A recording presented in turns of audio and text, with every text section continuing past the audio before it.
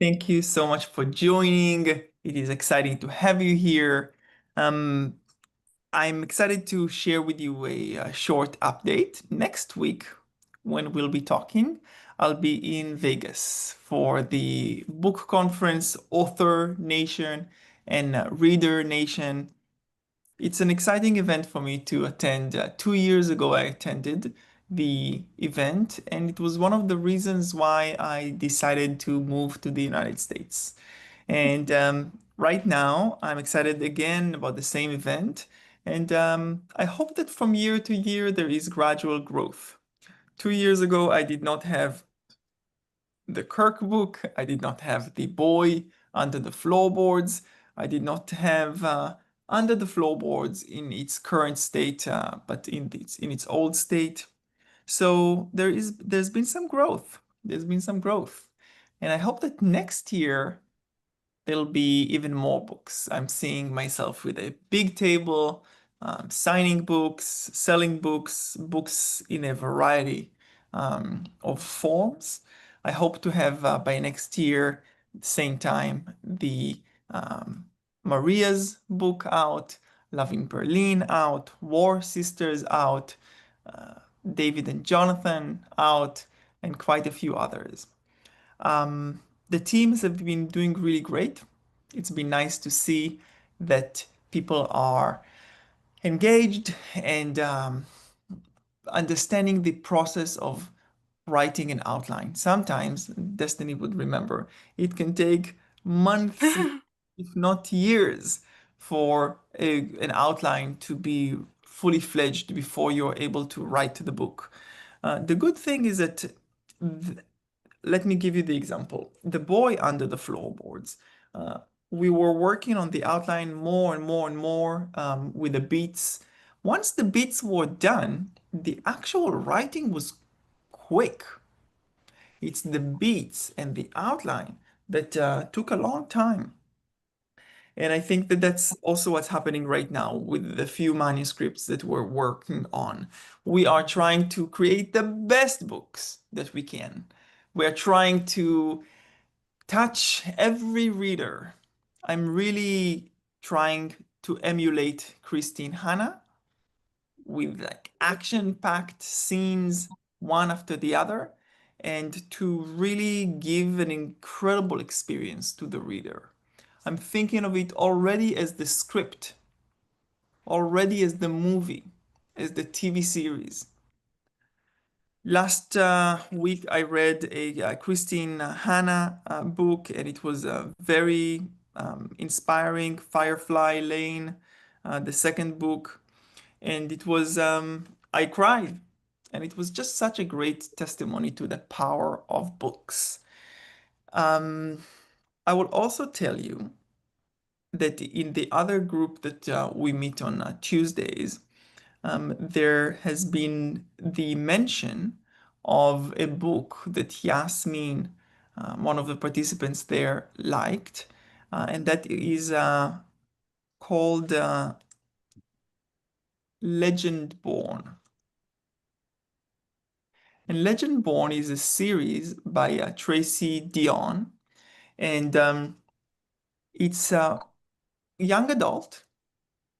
It is a fantasy book. And generally, I'm not attracted to fantasy books. It's not the phase that I'm in right now. However, something attracted me to begin to delve into what is this about? What is so unique about this series? And what I loved about the series called Legend Born is the premise that the author was able to speak about contemporary issues, about history of slavery, mythology, and weave everything together quite beautifully. And that inspired me to think about a potential series in the future that will incorporate young adult and fantasy together with some Middle Eastern and biblical themes. So the fantasy is actually the power, the power of love. So that is something that I'm excited about and I'm interested in, um, and I might develop that in the future. I feel like I want to be able to release a couple of more books before I really delve into that. And the teams are working really hard. So I hope that we'll be able to release more books soon.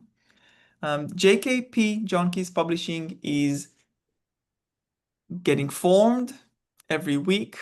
We're moving forward. We have a logo. We bought the domain. We're still working on designing the website and understanding how JKP is going to be different than your book team.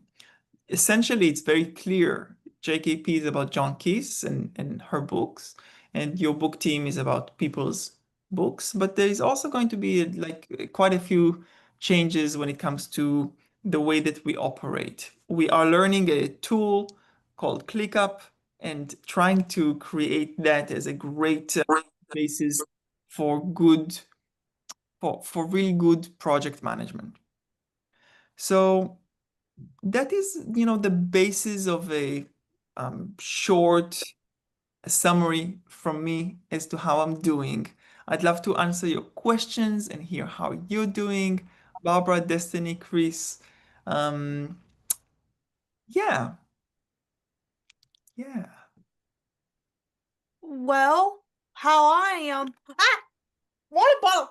Hey, anywho, how I am doing is I actually got SnapTop benefits now, which means I can contribute to the food in my household, which is nice.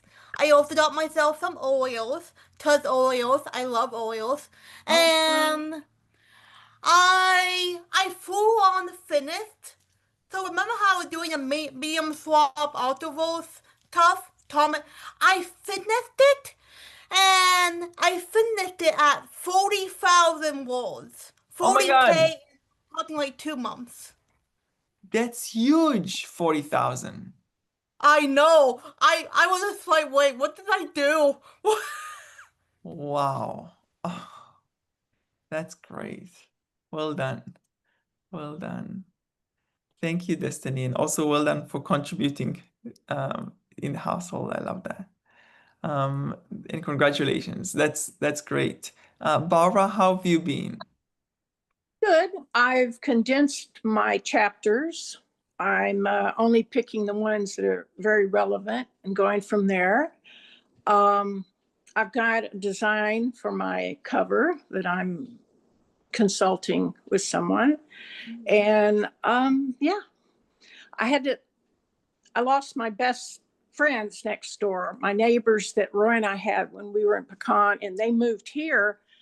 I had to help them pack. They were driving 17 hours to their new home they just built. So it's pretty, I'll miss them. Yeah. Yeah, sure. Mm-hmm. That's a bummer. Let's pray for even better new neighbors, even closer. That's what my sister said. She said, you don't know, it could be somebody you like even better, Yeah, So, yeah, Mm-hmm. yeah, that's a good attitude. And congratulations on continuing with your book and continuing condensing chapters. That's great. Well, that's something I'm just learning by reading and seeing what I like myself, because I'm so voracious. I've got another 2 books going right now, and one of them is James Patterson's latest, where he was on the 4 young college students that were murdered. Yeah. He wrote a book, and it's a heartbreaking thing, but I'm getting going on that, and just sun's out and nice days, walking with my puppy. Yay, hi Barney. He's sleeping up. He likes to get up on the pillows. So no, it's good. And you? How are you doing? That's great. I love hearing that. I love hearing that. And yeah, we'll pass the mic in a second to Chris, but I'll say that James Patterson knows how to write. I'm so scared of that book. I will never read it. But I I was kind of scared when I purchased it, and I thought, "Oh, gut up, Barbara. You know the whole story. You know, yeah, it makes me so sad." yeah, Yeah, yeah. but his brilliance is already He's brilliant. starting to come through in a different way.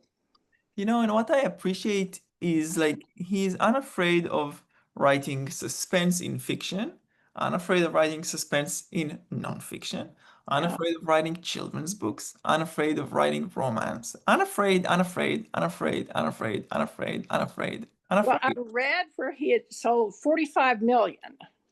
He is the number one seller in every genre. So Just so incredible. Such an incredible dude. yeah, yeah. And so good for him. But that Yeah. doesn't mean there aren't others that could do that. Yes, thank you. He's a great inspiration. Great inspiration. He's had a lot of help though, John. He consults and he's careful. He gets a lot of feedback, but his name is on the top. I So think he really built it, with his yeah. own talent and hard work, and that Oh I sure. Yeah. Well, people wouldn't want to co-write with him if he wasn't. exactly, So exactly. mhm. Yeah, very inspiring. Chris, how have you been? Hi everyone. Good evening from Nigeria. Happy Halloween to everyone who celebrates. Well, for myself, my week generally has been kind of mixed. Sometimes great, sometimes not very great. Especially, hearing Benedict and Destiny instead of believing the Kickstarter team. So I was just being tense and I don't know what I'll do without them because they've really Mhm. been very good guide and just look up to them to see how everything is about Kickstarter because it's very new to me. But hopefully and thankfully I've been able to navigate to some ways. And that aside, I've been busy. I've been busy with my stuff outside your book team. Of course, I've been very busy with the book team too. On currently working on Brilliance White's book, a manuscript rather. So I've been very busy with that. There's a lot to do, and I've been busy with my stuff. I enrolled for a course which I'm currently taking is a programming, Python actually. So I'm taking the course and also I'm also writing my undergraduate thesis, my project for my undergrad because I just recently graduated, but I'm yet to defend the thesis because over here in our universities we write projects like a research thesis and then we defend it. Yeah, So I'm still looking up to that, and then that's just all. So there's a lot of reading, writing, and researching, and I'm very happy for joining your book team because it kind of correlates and resonates with my dream. So it gives me more edge and more advantage to be writing in the book team, and then outside work, I also have my own projects that I'm writing. So I'm very happy for the opportunity. that's great. Sounds like a lot of writing and a lot of going on. And I heard great things about you and your leadership from Destiny and Mhm. from Bernadette. So just trust yourself. Just trust yourself, okay? And you Yeah. will learn on the way. This is the good thing about the internship. You just learn on the way. Destiny, although she's brilliant, did not know as much as she knows now of Kickstarter when she I began. pressed buttons and saw what happened. It was amazing. I love that. Um, Thank you very much. Thank you. yeah, yeah, I'm excited for you. So yeah, I'll just I want to go a little bit into depth about the what I'm learning about YA fantasy, about young adult fantasy, because I do think that generally speaking, I'm seeing in recent years just a rise in fantasy and romance, romantasy, and in fantasy of young adult. And I think that trying to bury my head in the sand and not notice that I don't think it's a wise decision. So I've been delving a little bit into it, and like I said in the beginning, what I'm seeing is that oftentimes the magic or the fantasy is just fancy lights and pyrotechnics and effects to highlight stuff that's already happening in the emotional level in every book. So in the Harry Potter series, in um, Legendborn, in uh, Rick Riordan series, what we see is just an examination of something that's already happening in the emotional level. And I think that this is how I'm trying to sell to myself the notion that I already know how to do emotional level. I already feel comfortable there. And this is just another layer. And maybe it's a layer that makes the book a little bit more of an escape, a little bit more exciting for some audiences. So one of the reasons why I was so inspired by this Legendborn is that the author is able to write about slavery and about race from a vantage point of fantasy. And I was like, seriously? Really? And it was very inspiring.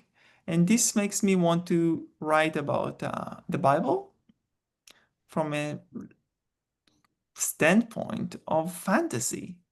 Wants to write about the Holy Land, Israel and Palestine, from a vantage point of fantastical descriptions and magic.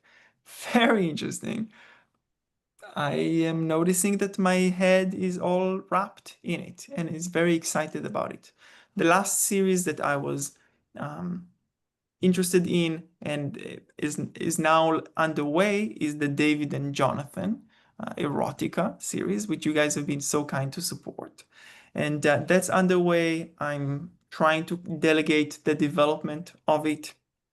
And now this new series, this Dual Blood series, is very exciting. I'll just tell you the premise of the series and then I'll end. Okay. So there is a character. Let's call her Isabel. And she is 15 years old. And Isabel is a single child to a single mom. She begins the book by saying, had I known that day that my mom would die, I would have been kinder to her. Oh, yeah. Mm-hmm. And then what happens is that she begins to kind of unfold her life to us. She's 15. Her mom is a sort of, a woman who relocated often with her daughter from Jerusalem to Tel Aviv, from Tel Aviv to Nazareth, Nazareth to Bethlehem, like moving places all the time. And her daughter has really strenuous relationship with her. So Isabel really does not like her mother, Sarah, very much for several reasons. When Isabel was 12, she discovered that she has an aunt and an uncle that she never knew about. They came. I know that feeling. Mm-hmm. That feeling? Mm-hmm. Well, that's what happened to me. I didn't know till I was 19.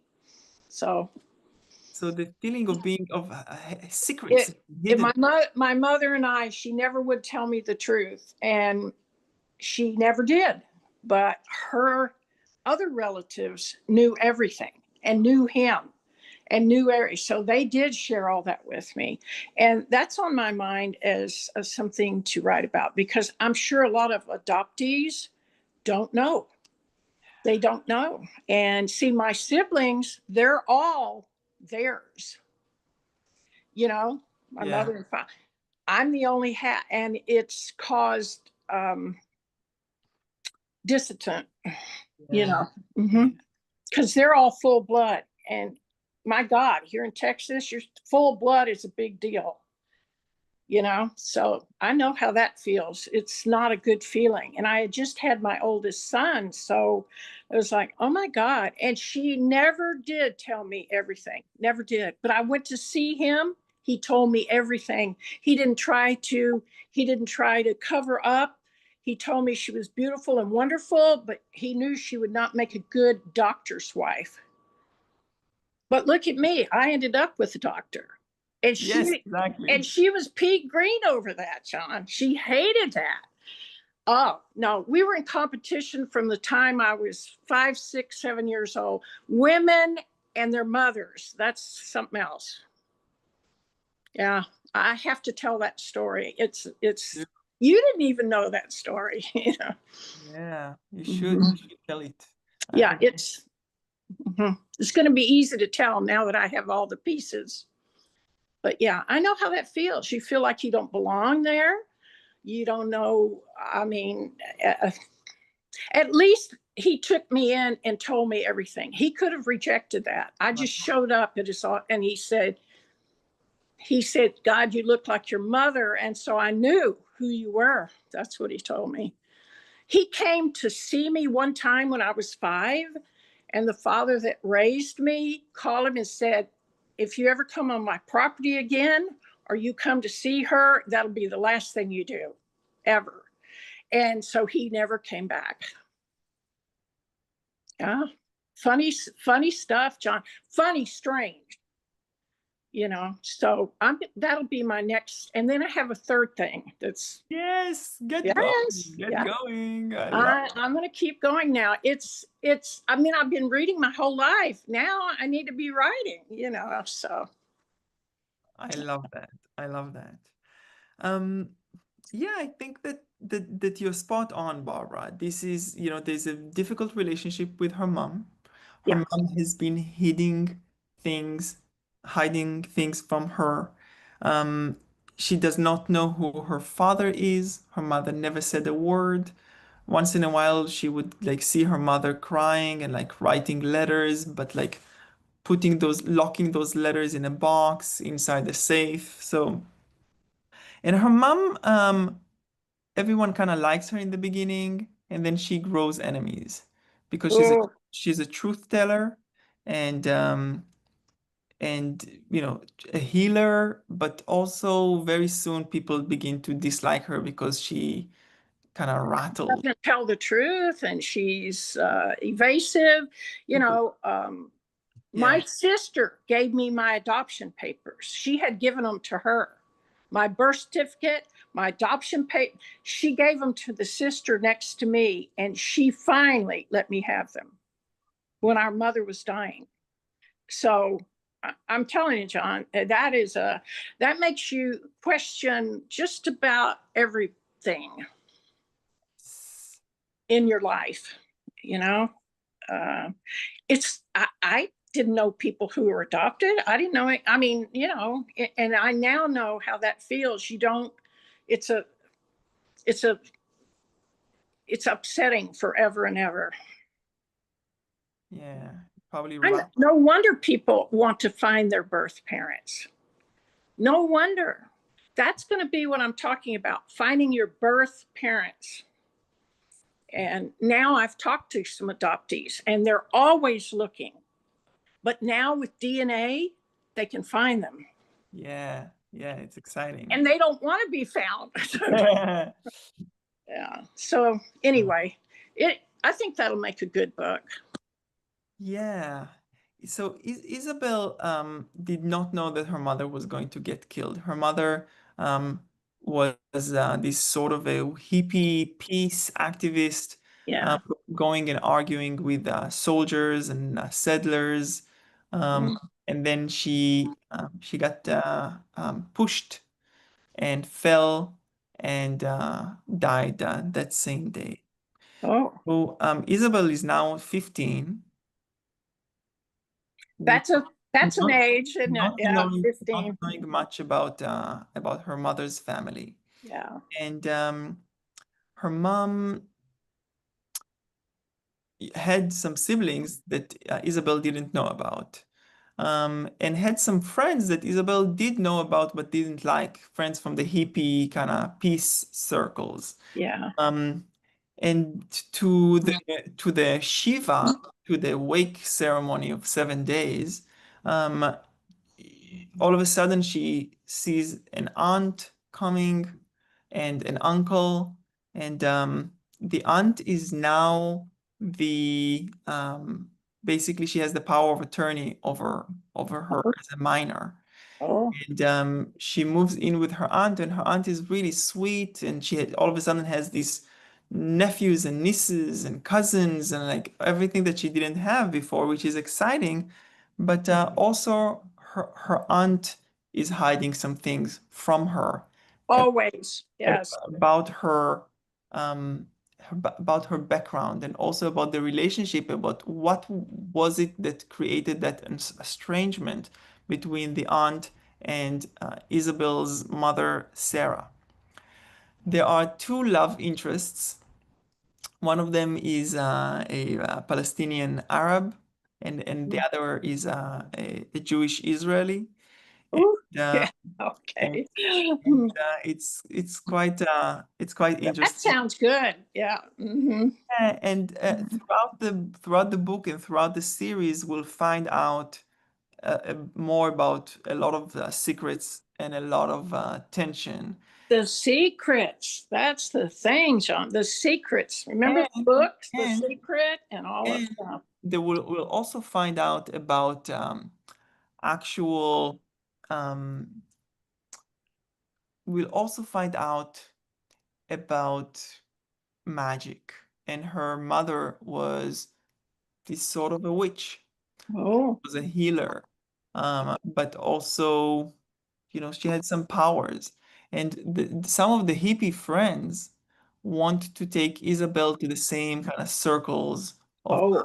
of power, feminine power, witchcraft. Mhm. And Isabel is very reluctant, but at the same time very attracted to it. And her aunt is so against it and very afraid of all of that. And she is torn, and she finds out that she herself has powers. The day that her mom dies, she begins to have some issues with her eyesight, some peripheral vision, Isabel does. Um, Mm. when she looks at people, she sees colors and Oh, auras, wow. um, and this kind of peripheral That aura. sounds very intriguing. All And of that. she finds that she has her mother's powers, and it is also scary. It is also scary.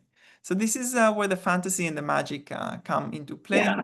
Um, I'm situating it in the most violent region in the world that I have something to know about, something to do with. I know that. So Yes, yes. there's going to be a lot at stakes, um, and it's good. There will be a lot of Bible, and there will be a lot of excuse me for the noise. There will be a lot of Bible, and there will be a lot of actual, Scripture or something. yeah, a lot of Bible, and a lot of Quran as well. Okay. So Quran and Bible, a lot of scripture. There is this story of you guys will know about Sarah and Abraham and Isaac, and Sarah not being able to give birth, and then Hagar and Ishmael, and the tension between Hagar and Sarah. The tension between both of them, kind of going for the same man. Oh, And they were really close friends, Hagar and Sarah. And it is believed in both the Jewish and the Arab traditions that the Jews are the descendants of Isaac, so the descendants of Sarah, and that the Muslims or the Arabs are the descendants of Hagar and wow. Mm. and there is some sort of this healing, almost mythical healing that the daughters of Hagar and the daughters of Sarah, the lineage that you know these in these hippie peace-loving circles are trying to do that involves some sort of magic. So I'll read that. I like all of that. I'm not into fantasy so much, but if there's truth in there to that, yeah, I love it. And that's why I'm going to tell my story. My mother's cousin told me the day before I gave birth to my son, I was making lunch and she said, "You know, your father is not your biological father." I said, "What? What did you say?" She said, "I have to tell you before something happens." So I got in my car and drove like a maniac where my mother was working, and she was shocked. "Oh, no, no, no, don't say this. No," she became hysterical. And it took me years of reading letters and researching and going to the unwed mother's home where I was born. She was going to leave me for adoption, but she didn't. The nun told her, it was Catholic, take this girl home. I was only 4 pounds, and she said, "Take her home and nurture her. There's something about her," and she did. But she gave me to the cousin that raised me and told me all this. It's over. It was over my head. 19, you're just, yeah. So now I'm in touch with it better. And you have to write that story. I know. I think there'll be people that can identify with that. And I think that I like that you are willing to separate the love story, Roy's story, from this story, because I do think that these are different stories. Oh, entirely different. No, Roy was so solid in his family. 5 generations of full-blood Japanese from parents from Japan. When the 3 boys married all Caucasian women, they didn't like it at all. Where's our bloodline? You've got these other women now, so nobody married a Japanese girl of his brothers. So that was kind of interesting. Interesting. Yeah. So I'm going to do that, John, but I can separate Roy and I. Yeah, I think and also yeah, that's what I'm saying is that the love story in the first book, that's a book about a love story. That's right. And that's a true love story. Yeah. The second book is kind of maybe coming of age, truth-telling story, very different. I'm very excited about you unpacking it. So this is basically what I'm thinking about this Isabel, about this love triangle with the 2 boys and this lineage. I don't think I allowed myself to think about a fantasy series set in the Holy Land, set in today's contemporary day and age, just until very recently when I was seeing what's been on the market and been intrigued by the premise. So what I am seeing is that fantasy is developing, it is changing. It's not necessarily this kind of epic high fantasy that I was used to, but there are different shades that were not maybe they did not exist when I was in my teens. And yeah, I think that's all from me. Oh, that's good. Well, you've got the background. You grew up there. The fact that you can speak such fluent Hebrew, and then your English is spot on now. Do you want some like historic fiction fantasy recommendations? I've read one about World War II.